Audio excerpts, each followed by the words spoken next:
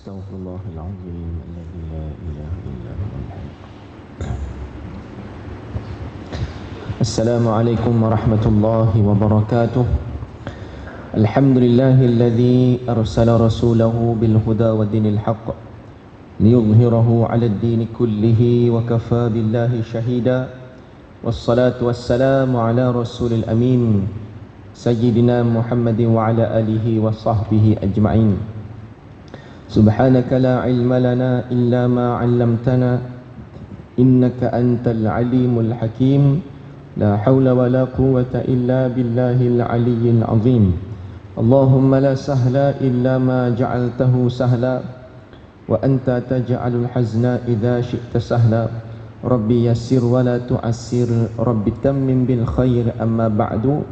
Yang dimuliakan Tuan Nazir Masjid Al-Irsyad, seterusnya Timbalan Nazir, Saf Ahli Jawatan Kuasa, Ashabul Fadilah, tuan-tuan guru, para alim ulama, datuk-datuk, datin-datin, muslimin, muslimat, hadirin hadirat yang dirahmati Allah. Syukur pada Allah, kita sedang menghampiri Aidul Adha. Jadi selamat berkorban bagi yang buat korban pada tahun ini. Dan mudah-mudahan kita doa saudara-saudara kita, sahabat-sahabat kita yang menunaikan haji tahun ini memperolehi haji yang mabrur. Allahumma amin. Muslimin muslimat yang dirahmati Allah sekalian, dan kita doakan juga untuk jenazah sebentar tadi. Mudah-mudahan Allah ampunkan dosa almarhum dan ditempatkan bersama para salihin. Allahumma amin ya rabbal alamin. Baik. Muslimin muslimat yang dirahmati Allah sekalian, insya-Allah kita nak teruskan kata hikmah pada malam ini menerusi kitab Al-Hikam. Dan kata hikmah yang kita nak bincangkan malam ini iaitu kata hikmah yang ke-36. Baik, bismillahirrahmanirrahim. Qala al-musannif rahimahullahu ta'ala, nafa'ana Allahu bihi fi darain amin. Syu'a'ul basirah yushhiduka qurbahu minka, wa ainul basirah yushhiduka adamaka liwujudihi, wa haqqul basirah yushhiduka wujudahu la adamaka wa la wujudaka. Maknanya, kata Ibnu Athaillah As-Sakandari rahimahullahu ta'ala, Syu'a'ul basirah, kita terjemah Syu'a'ul basirah ni boleh terjemah sebagai nur akal. Nanti kita akan bahaskan insya-Allah. Nur akal dapat memperlihatkan kamu akan dekatnya Allah kepada kamu. Kemudian nur iman dapat memperlihatkan ketiadaan kamu kerana wujudnya akan adanya Allah. Dan yang ketiga, nur hakikat itulah yang menunjukkan kamu akan adanya Allah, bukan adam. Adam ni makna ketiadaanmu, dan bukan pula wujud kamu.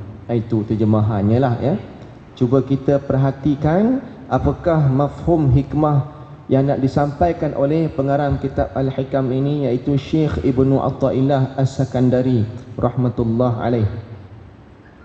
Mafhumnya begini tuan-tuan. Ketiga-tiga nur.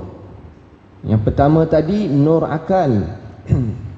Yang kedua nur iman. Yang ketiga nur hakikat. Ketiga-tiga ini merupakan jalan untuk kita menuju kepada Allah Subhanahu wa taala, yang mana ketiga-tiga jalan itu membawa kita kepada ma'rifatullah yang sebenarnya. Ini perbincangan ilmu tasawuf, dan istilah-istilah tu kalau kita dalam perbincangan tasawuf kita jumpalah kalimah-kalimah ni. Disebut sebagai syu'a'ul basirah. Syu'a'ul basirah ni sama juga dengan nur akal. Mudah kita nak terjemah, kita sebut nur akal. Nur ni cahayalah, cahaya akal. Ainul basirah kita boleh terjemahkan juga sebagai cahaya iman. Yang ketiga, haqqul basirah kita terjemahkan dengan cahaya hakikat. Ya. Baik, ada syu'aul basirah, ada ainul basirah, ada haqqul basirah. Lebih kurang lah ya maksud dia. Senang kita ambil nur akal, nur iman, nur hakikat. Baik hadirin sekalian, sebenarnya dalam perbincangan ilmu tasawuf, kalau nak diikutkan ada 5 ya. 5 jenis hati ni. Basirah ni iaitu hati ya. Mata hati. Jadi kita lihat dekat sini ada 5 level hati manusia. 5 peringkat hati manusia. 5 kedudukan hati kita. Ya, ulama ya, menjelaskan perkara ini supaya kita mudah faham dan kita boleh buat sesuatu untuk kebaikan diri kita. Yang pertama dan yang kedua ini tidak disebut dalam perbincangan ilmu ini, cuma ini di luar perbincangan, dia tak sebut dalam kitab hikam ni, cuma sebagian ulama dia membahagikan begitu. Kita tengok dulu, tak apa, kita tengok dulu. Ada 5 peringkat hati manusia. Yang pertama namanya mautul basirah. Mautul basirah ni maksudnya hati yang mati. Ni yang paling bawah sekali. Mautul basirah, hati yang mati. Yang ini siapa tuan-tuan? Golongan siapa? Pastinya bagi mereka yang kafir. Ya, mereka yang syirik, musyrik, yang kafir. Hati mati. Kita kata hati mati ni hati yang sudah terkunci, tak ada kunci nak buka dah. Apa nama Allah Ta'ala sebut ya, dalam surah Al-Baqarah kan. Kalau tuan-tuan baca surah Al-Baqarah, kita boleh lihat ayat 1 sampai 5 cerita tentang sifat orang mukmin. Ya. Ayat 6 dan 7. Apa nama ayat 6 dan 7 surah Al-Baqarah? Apa dia? Kita tak bagi pula ayat tu. Ya, cuba kita tengok ya. Itu ayat 6 dan 7 iaitu merujuk kepada siapa? Merujuk kepada orang-orang yang kafir. Yang inilah kita kata ciri orang kafir, hati dia mati. Tengok ayat 6 dan 7. Innal ladzina kafaru sawa'un 'alaihim a'anzartahum am lam tunzirhum la yu'minun. Khatamallahu 'ala qulubihim wa 'ala sam'ihim wa 'ala absarihim ghishawah wa lahum 'adzabun 'adzim. Shadaqallahul 'azim. Khatamallahu 'ala qulubihim. Allah dah kunci hati mereka. Khatamallah, Allah kunci hati mereka ya. Begitu juga Allah kunci pendengaran mereka, Allah kunci penglihatan mereka. Jadi bila dah kunci ni dah tutup, tak boleh buat apa lah. Buta mata dia. Kalau buta tak boleh buat apa. Dia tidak melihat.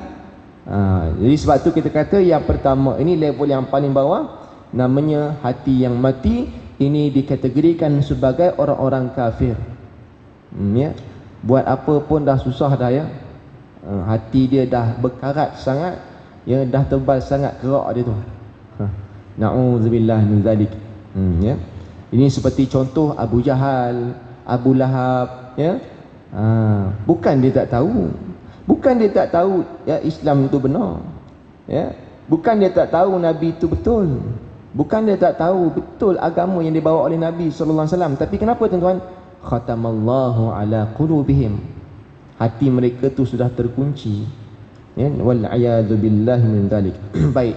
Saya kira dalam masjid ni tak ada orang yang macam tu. Mautul basirah tidak ada. That's why Ibnu Athaillah dia tak bawa dalam perbincangan ni.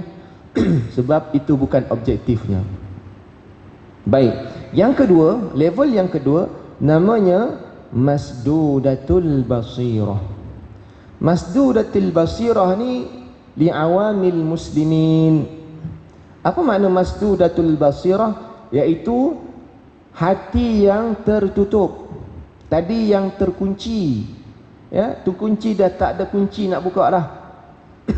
Yang kedua ni naik sikit. iaitu hati yang tertutup. Masih ada kunci, masih ada harapan untuk diselamatkan. Ini siapa tuan-tuan? Ini ditujukan kepada orang Islam secara umumnya. Ya. Orang Islam, dia bukan tak kenal Allah, dia bukan tak tahu Nabi, dia bukan tak tahu rukun Islam, dia bukan tak tahu rukun iman, dia tahu.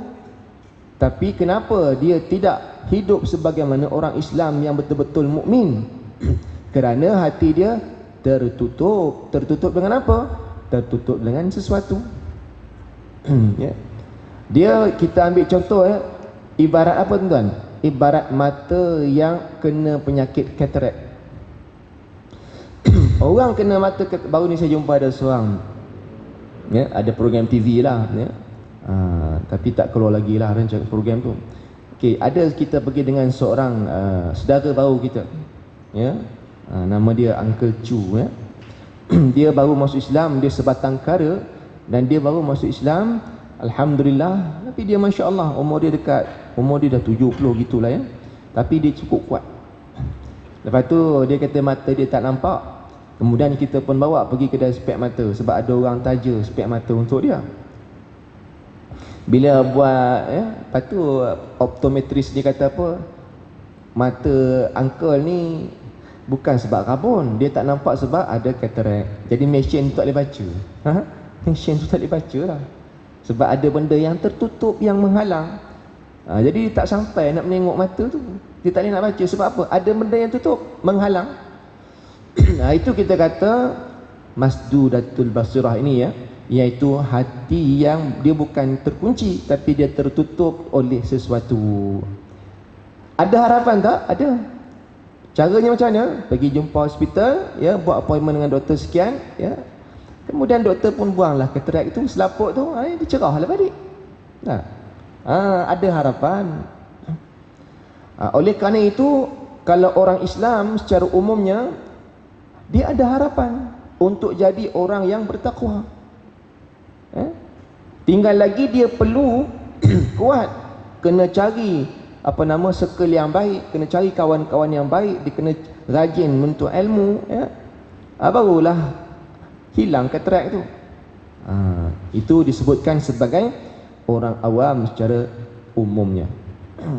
Hadirin yang dirahmati Allah sekalian, jadi ini pun insya-Allah dalam masjid ini kita kata tak ada lah. Kerana apa? Kerana nombor 1 dan 2 ni tak termasuk dalam kata hikmah Ibnu Athaillah ni. Baik, kita pergi yang ketiga tuan-tuan. Kita pergi yang ketiga. Sebelum kita pergi yang ketiga, kita ambil contoh tuan-tuan. Tak apalah, kita pergi yang ketiga, nanti kita ambil contoh kisah. Baik, kita pergi yang ketiga. Ketiga namanya nur akal. Nur akal ni iaitu hati, disebut sebagai syu'aul basirah. Syu'aul basirah sama dengan nur akal, cahaya akal. Hati yang mana dia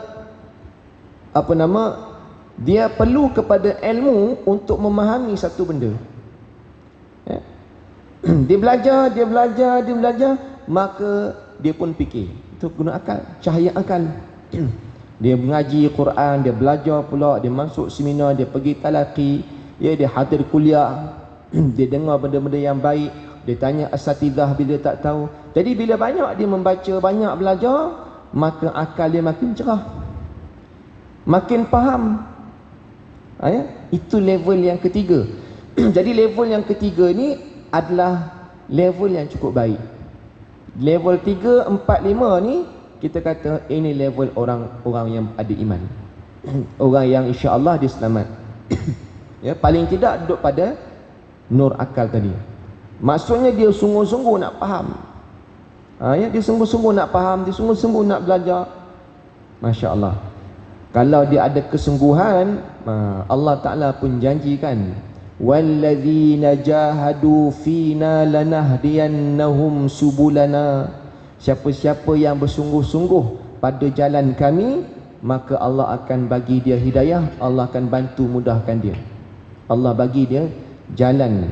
Walladzina jahadu fina lanahdiyannahum subulana. Kami akan tunjukkan jalan sebenar bagi dia. Allah akan bantu. Ini banyak kisah-kisah tuan-tuan. Ya. Sebagai contoh, ada seorang, saya ingat saya pernah cerita kisah ni lah. Ada seorang apa nama, penggali kubur. Kisah ni kisah benar berlaku di Syria, ya.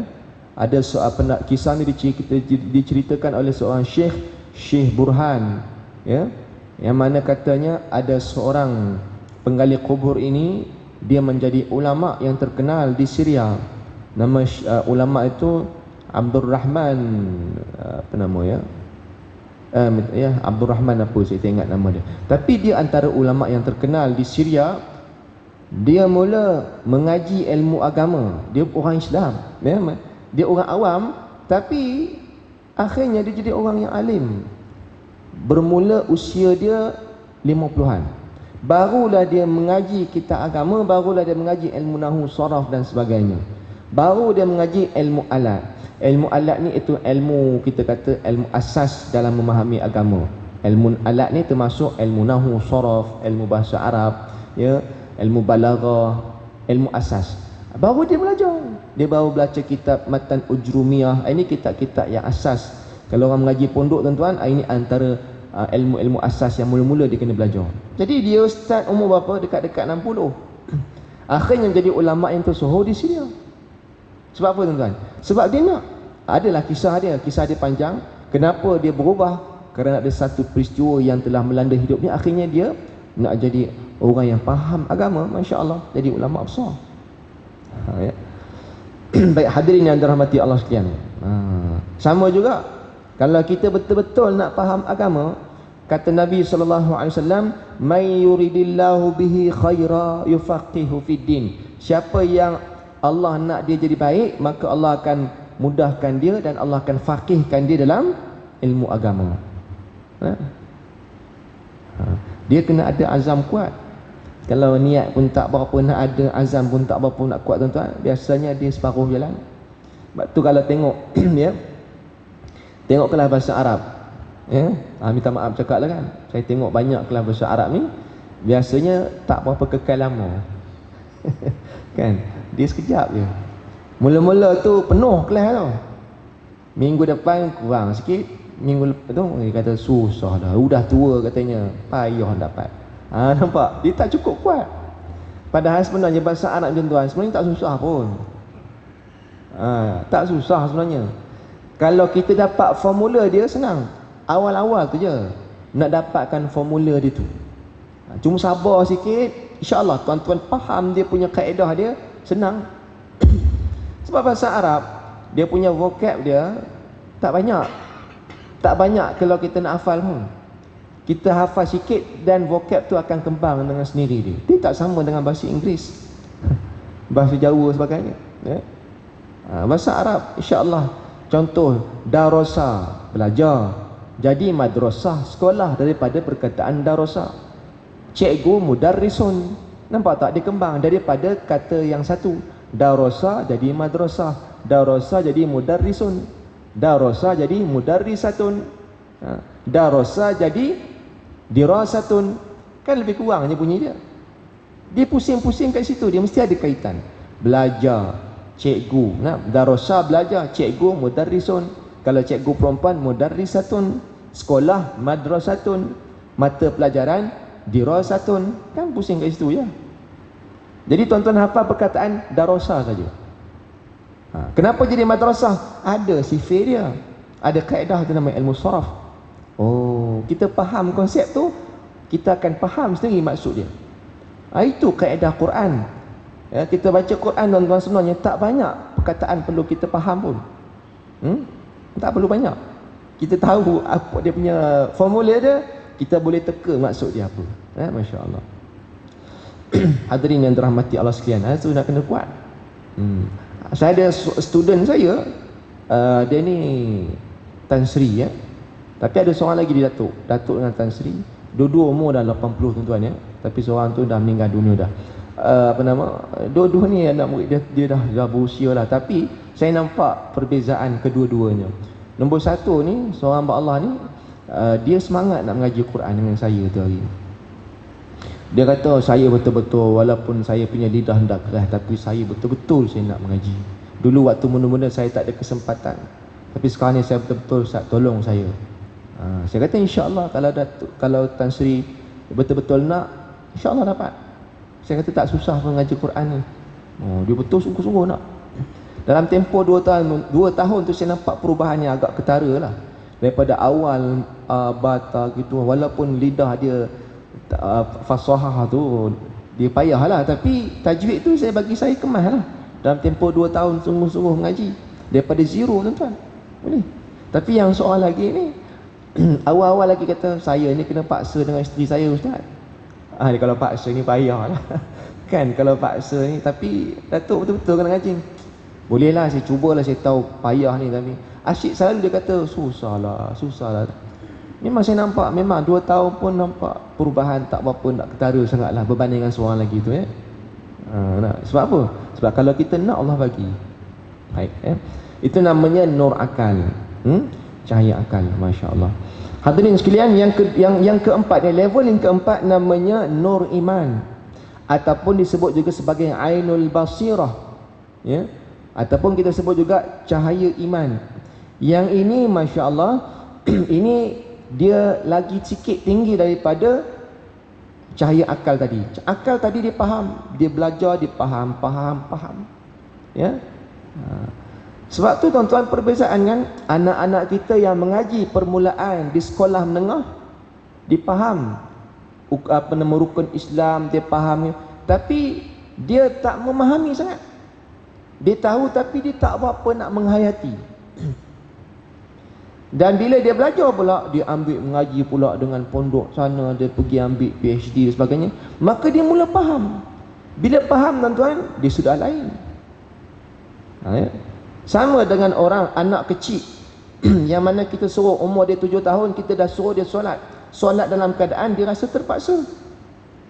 10 tahun solat juga tapi terpaksa. Lepas tu dia mengaji pula, belajar. Dia ada keinginan nak belajar. Sampai sekolah menengah, dia punya solat lebih baik pada zaman dulu. Sampai pula dia ambil pula mengaji pula dalam ilmu Quran ke, ilmu akidah ke apa, Masya Allah, dia makin faham, solat dia makin baik daripada sebelumnya. Dulu dia solat tak? Solat. Tapi beza tak solat umur 7 tahun dengan umur sudah 50 tahun? Tak sama. Sebab apa? Sebab kefahaman tu, penghayatan dia tak sama. Orang yang baru datang seminar, seminar solat khusyuk tu dia mengaji surah Al-Fatihah tafsirnya, baru datang hari ni, belum tentu malam nanti khusyuk solat dia.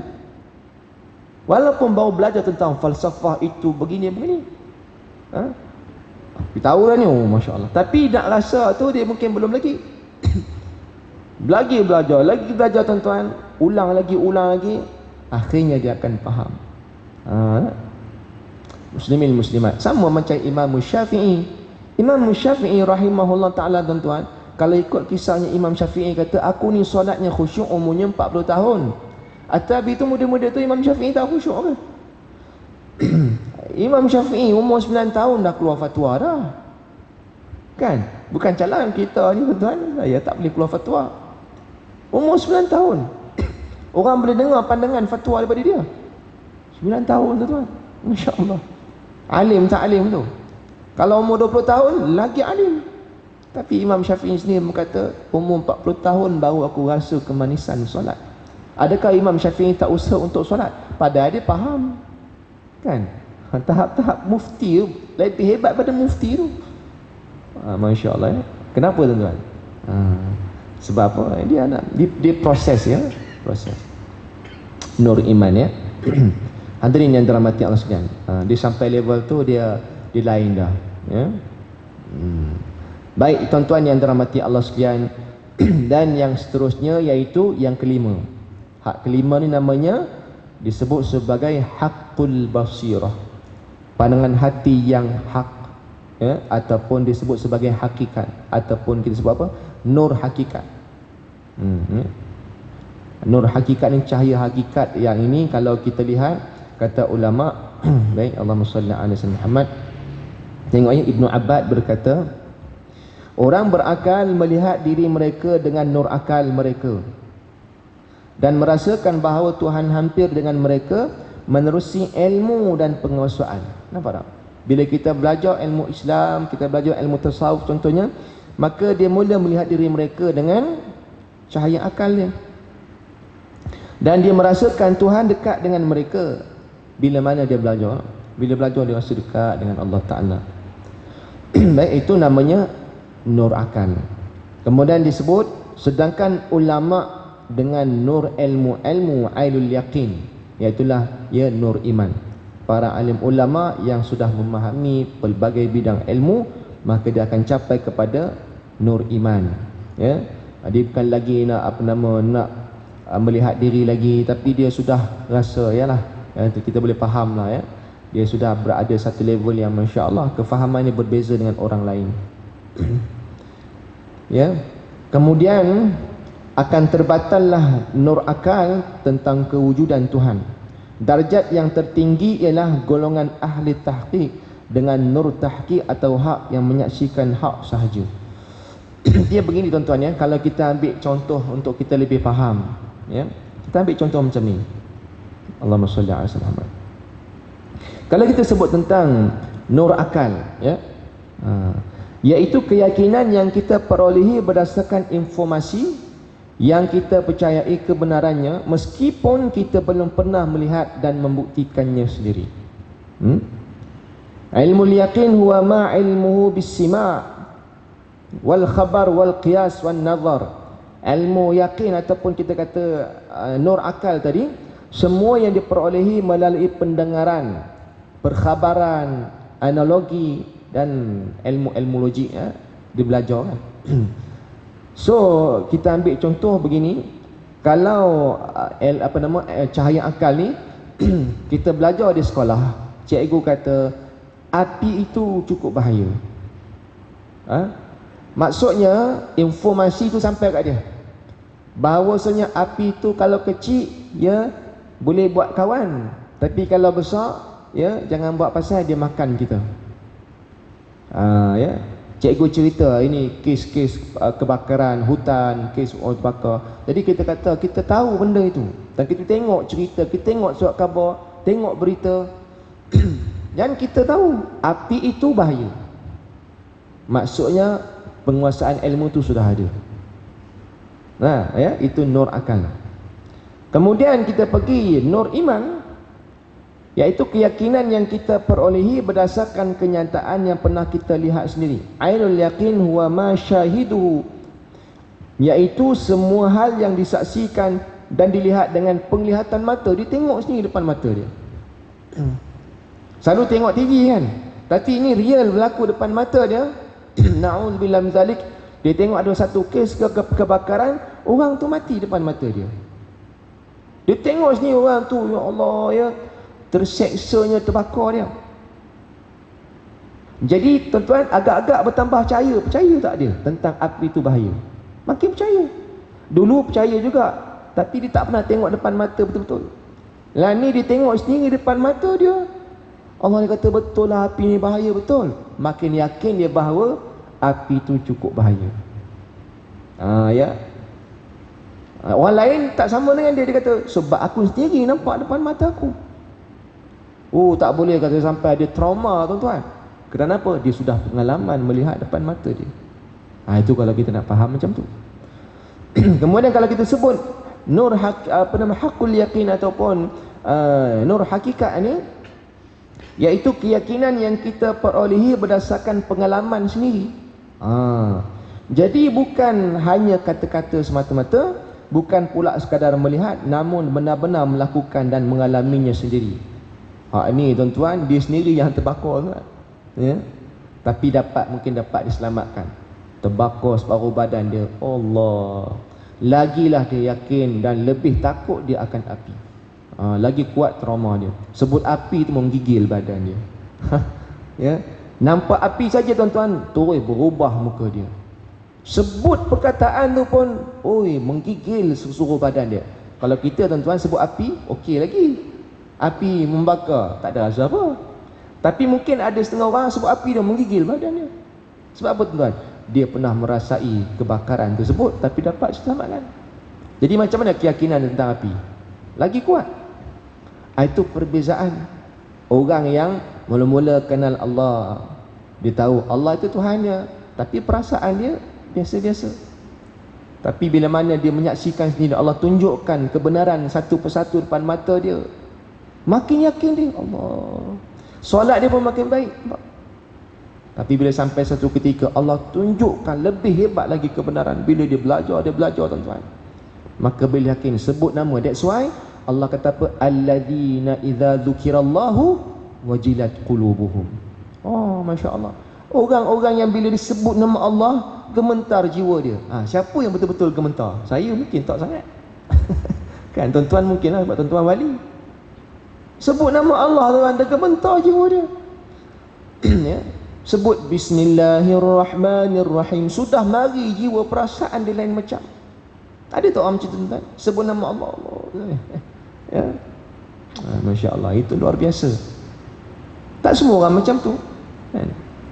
Tapi kita boleh sampai tahap begitu, ya. Baik hadirin hadirat yang dirahmati Allah Subhanahu Wa Taala sekalian, tapi kita kena beringat bahawasanya kalau sudah sampai tahap nur akal, nur iman, nur hakikat, adakah kita boleh kecundang? Ya, boleh juga. Sebab apa tuan-tuan? Sebab kita dah baca kata hikmah sebelumnya. Kata hikmah yang ke-35 ni lama dah jumpa, 2-3 bulan lepas kan, sebab kita cuti lama, ya. Iaitu dia kata apa? Ibnu Athaillah sebut, ya. Sebab semua kata hikmah ni dia ada kesinambungan dia. Kalau ikut sebelumnya, Ibnu Athaillah pesan apa? Allahumma salli ala sayyidina Muhammad, aslu kulli ma'siyatin wa ghaflatin wa syahwatin ar-ridha 'anil nafsi. Asal segala maksiat, kelalaian dan syahwat ialah bila mana kita redha memuaskan hawa nafsu kita. Jadi kalau kita sudah sampai cahaya akal pun tuan-tuan, adakah kita masih selamat? Belum tentu, ya. Boleh juga kecundang kalau sudah ada penyakit, virus ataupun kanser yang melanda tubuh kita, badan kita, roh kita, jiwa kita. Itu apa tuan-tuan? Iaitu bila mana kita tunduk pada hawa nafsu kita, walaupun sudah berada di level yang tinggi sekalipun, dia boleh tertipu. Ini kita belajar kisah-kisah dulu kan. Tuan-tuan baca kitab Talbis Iblis karangan Ibnul Jauzi, bagaimana ya orang-orang yang hebat ni, masya-Allah, alim, tapi akhirnya kalah juga. Na'udzubillah min dzalik. Contoh tuan-tuan, kita ambil contoh kisah Bal'am bin Ba'ura. Pernah dengar nama dia? Bal'am bin Ba'ura. Ini kisah diambil daripada Quran, ya. Dalam tafsir dia ada cerita, Bal'am bin Ba'ura ni adalah seorang orang alim. InsyaAllah tuan-tuan, dia bukan sekadar alim, bahkan dia ni doa dia memang mustajab. Apa saja doa mustajab. Allah bagi kelebihan kat dia macam tu, ya. Mungkin itu karamah yang Allah bagi pada dia. Doa je mustajab tuan-tuan. Dan dia ni adalah salah seorang orang soleh yang hidup di zaman Nabi Musa alaihi salatu wassalam, Bal'am bin Ba'ura. Satu hari Nabi Musa melihat dia ni kelebihan Allah bagi kat dia, dia ni doanya bagus, mustajab. Maka Nabi Musa minta tolong dengan Bal'am supaya pergi ke Madian. Negeri Madian ni satu kota yang hebat, ya. Mungkin kita kata, kalau kita duduk di hulu-hulu Perak sana kan, Pengkalan Hulu ke, yang tak pernah datang KL, apa kata kalau first time datang KL? Tercengang tuan-tuan tak? Ni apa benda ni? Ni apa ni? LRT tak pernah tengok pun. Kalau dia first time datang lah. Kita tuan-tuan, anak-anak saya kata, tu nampak LRT tu? Dah banyak kali dah tengok. Macam tu je kan. Dia tak heran itu nampak LRT. Biasa dah tengok, ya? Banyak kali duduk Kuala Lumpur. Tapi kalau orang Pengkalan Hulu ke mana, ya, tak pernah datang, tercengang tuan-tuan, ya. Jadi Bal'am ni dia tak pernah tengok negeri Madian yang hebat macam tu. Negeri penuh kota yang penuh kemewahan sebagainya. Nabi Musa pesan supaya dia pergi dakwah ke sana. Sampai di negeri Madian ni tuan-tuan, penguasa melihat dia ni cuba membawa risalah agama, dan penguasa ni, pemerintah dia tak suka dengan apa yang dibawa oleh Bal'am ni. Akhirnya dia buat apa tuan-tuan? Dia hasut Bal'am ni dengan kemewahan dunia. Dia bagi perempuan, dia bagi harta, dia bagi segala-galanya. Akhirnya tuan-tuan, dia hanyut. Dia berfoya-foya. Sampailah satu ketika yang Nabi Musa datang sendiri dengan pengikut-pengikutnya dakwah ke Madian ni. Maka penguasa minta kepada Bal'am ni, "Oi Bal'am, kamu ni doanya mustajab kan? Apa kata kamu doa pada Tuhan kamu supaya Allah hancurkan Musa dan pengikut dia?" Bal'am ni mula-mula dia tak mau. Dia rasa benda dia tak betul. Nampak ya? Tapi tuan-tuan, apa jadi? Sebahagian tafsir kata akhirnya Bal'am ni telah dikuasai oleh isterinya. Isteri ni tuan-tuan bagus, tapi kadang-kadang tak bagus juga. Dia bukan kata tak, kalau isteri hak jenis Siti Hajar tu bagus, syaitan datang menghasut pun tak makan saman, ya. Yang tak nak tu macam kisah Bal'am ni. Akhirnya si isteri hasutnya, abang buat sajalah apa yang disebut oleh pemerintah tu. Doa abang kan makbul, buat sajalah. Nanti dia bagilah abang macam-macam lagi. Yelah, dia pun buat. Malam tu tuan-tuan dia bangun, solatnya begitu, berdoa pada Allah, "Ya Allah, kau hancurkan Musa" dan sebagainya. Ya, dengan penuh yakin dia berdoa tuan-tuan. Akhirnya apa jadi?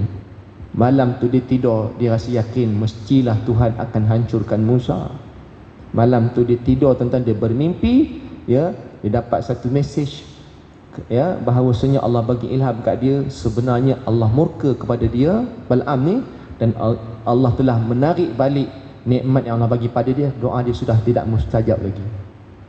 Tuan-tuan, bangun esok paginya, ini sifat manusia ni yang kita kena belajar ni. Sebab kisah ni kisah dalam Quran. Bangun esok pagi dia tahu bahawa ni doa dia tak mustajab.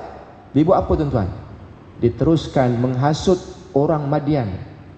Dia kata apa? "Wahai orang Madian sekalian, ya, bila mana Musa dan pengikutnya datang, kita hiburkan mereka dengan kemewahan dan sebagainya. Kita kabur mata mereka dengan keseronokan, sebab mereka sendiri pun tak pernah tengok keindahan kota Madian ni. Pasti mereka juga akan jadi seperti aku. Mereka akan terpesona." Lalu mereka pun buat apa yang diminta oleh Bal'am. Tuan-tuan hadirin sekalian, maka dikatakan sebahagian pengikut Nabi Musa yang datang ke Madian akhirnya hanyut juga. Hanyut. Seronok, ya, dalam lautan kemewahan, berfoya-foya dan sebagainya. Akhirnya Allah murka, ya, kerana gara-gara Bal'am ni sudah dah dia jahat. Asalnya baik tuan-tuan. Asalnya kita kata mungkin dah sampai peringkat hakul basirah barangkali begitu. Tapi akhirnya jatuh kepada mautul basirah, hati yang sudah tertutup. Pada peringkat awal tuan-tuan mungkin dia duduk pada hati yang tertutup saja, masih lagi boleh dibuka. Tapi kerana tuan-tuan, kerana lupa, sebab apa? Sebab dia tunduk pada nafsu dia, akhirnya jatuh di ke bawah hati yang mati. Akhirnya Allah turunkan bala kepada penduduk Madian, kena penyakit ta'un, ramai yang mati, termasuklah Bal'am bin Ba'urah ni tuan-tuan juga mati juga dalam penyakit ta'un tersebut, ya, na'udzubillah tadi. Kisah ni tuan-tuan menunjukkan kepada kita bahawasanya sebenarnya, ya, kita jangan rasa selesa dengan apa yang kita ada. Walaupun kita rajin datang masjid, walaupun kita ni penuntut ilmu, walaupun kita alim ulama sekalipun, ini untuk saya sebenarnya, ya, kita belum tentu selamat. Kerana apa tuan-tuan? Kerana Nabi sebut dalam hadis, "Innamal a'mal bil khawatim." Sesungguhnya Allah menilai amalan seseorang tu tengok pada kesudahan hidup dia. Walaupun waktu sekarang ni kita belajar, kita buat itu ini tuan-tuan, tapi adakah kita dijamin akan mati yang baik? Tidak ada jaminan. Tapi apa yang kita boleh buat? Berdoa pada Allah, "Rabbana atina fid dunya hasanah." Lagi doa apa yang Nabi ajar pada kita? "Ya muqallibal qulub, tsabbit qalbi ala dinika wa ala ta'atik." Ya Allah yang membolak-balikkan hati, ya, kekal tetapkan hati kami dalam mentaatimu. Kenapa Nabi suruh baca doa tu? Sebab hati kita berubah-ubah. Hari ni mungkin kita baik, esok mungkin berubah, ya. Jadi tuan-tuan, kesimpulan yang boleh kita ambil daripada kata hikmah ini ya, Allahumma salli ala Muhammad, kita dah melihat ada 3 ataupun 5, ya, tapi kita fokus kepada 3 saja, iaitu nur akal, nur iman, nur hakikat. Yang ini cuba kita fahami dan kita cuba capai. Kalau boleh kita duduk pada nur hakikat, yang mana ketika itu kita kata ini level-level wali lah. Dan tak mustahil kita semua ni boleh jadi wali Allah, wali akbar, ya. Wali ada wali kecil. Wali kecil ni sebenarnya semua orang Islam ni adalah wali kecil. Wali akbar ni lah kekasih-kasih Allah yang terpilih, ya. Masya Allah, yang Allah bagi dia karamah, Karomah ni tak semestinya tuan-tuan mesti boleh buat kelebihan-kelebihan tertentu, tidak. Karomah ni mungkin doanya mustajab. Karomah ni mungkin kata-katanya tu boleh didengari oleh orang. Mungkin kata-kata dia tu melembutkan hati orang. Itu karomah juga. Ya. Waktunya mungkin harta tak banyak tapi mencukupi, itu karomah tu. Ya. Kelebihan-kelebihan Allah bagi. Ya, dia tak kaya mana tapi tuan-tuan anaknya jadi semua. Itu pun karomah juga. Kita duk payang karomah ni mesti kelebihan, boleh jalan atas air, tak. Imam Nawawi ada karomah. Umur pendek tapi kitab banyak, itulah karomah. Masa yang Allah bagi dia cukup. Ya. Ada orang masa tak cukup. Tak sempat, ya. Umur 40-50 tahun habis macam tu, apa pun tak dapat. Tapi ada orang 40-50 tahun tuan-tuan, dunia pun dapat, akhirat pun dapat. Itu karomah juga. Ya, jadi tuan-tuan, mudah-mudahan kita ambil manfaat yang baik itu pada Allah. Ilmu atas kekurangan kelemahan diri saya sendiri, ya, aku liqauli hadza wa astaghfirullahal azim li wa lakum wa billahil hidayah wat taufiq. Wassalamu alaikum warahmatullahi wabarakatuh. Bismillahirrahmanirrahim. Alhamdulillahi wassalatu wassalamu ala rasulil amin wa ala alihi wa sahbihi ajma'in. Allahumma faqihna fid din wa 'allimna at-ta'wil. Allahumma ja'al jam'ana hadha jam'an marhuma wa tafarruqana min ba'dihi tafarruqan ma'suma. Ya muqallibal qulub tsabbit qulubana ala dinika wa ala ta'atik. Wa sallallahu wa sallam alaihi walhamdulillahi rabbil alamin. Assalamualaikum warahmatullahi wabarakatuh.